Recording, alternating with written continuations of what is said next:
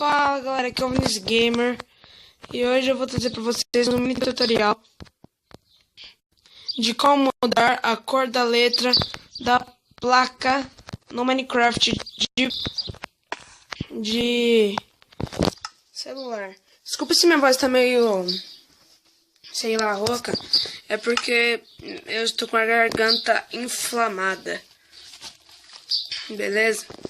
Mas vamos para o tutorial, vamos pegar a nossa plaquinha. Cadê a placa?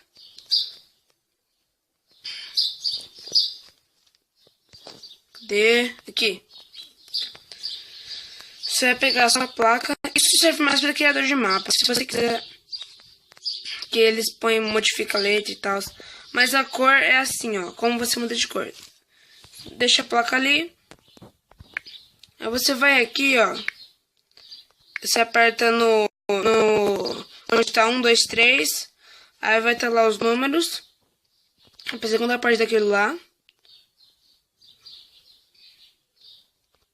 Aí. Nossa, minha voz tá muito horrível. Na verdade, você não vai ter que vir aqui. Você vai ter que ir no ABC mesmo. Segura no S. E você vai aqui. Vai nesse sinalzinho aqui, ó. Vai no teclado, segura o S e vai pro lado, que vai estar esse tecladinho, esse negocinho aqui, que é meio que 2S grudado. Beleza, depois que você fez isso, você pode escolher uma cor, tipo azul, verde. Cada número é uma letra.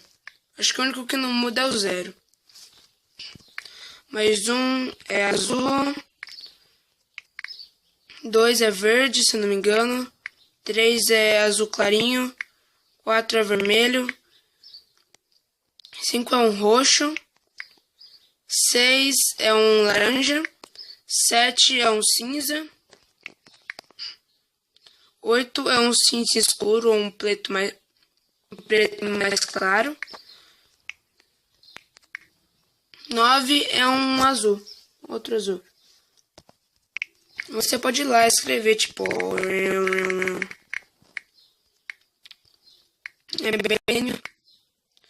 Só que pra você vai ter que sempre fazer isso quando você muda, ó. Tem o verde aqui agora, ó. Da hora. Bom, galera, esse foi o tutorial. Espero que vocês tenham gostado.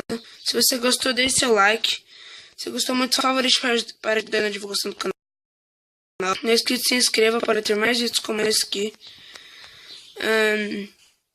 Comente o que você achou e compartilhe nas redes, beleza? Valeu, falou, até mais.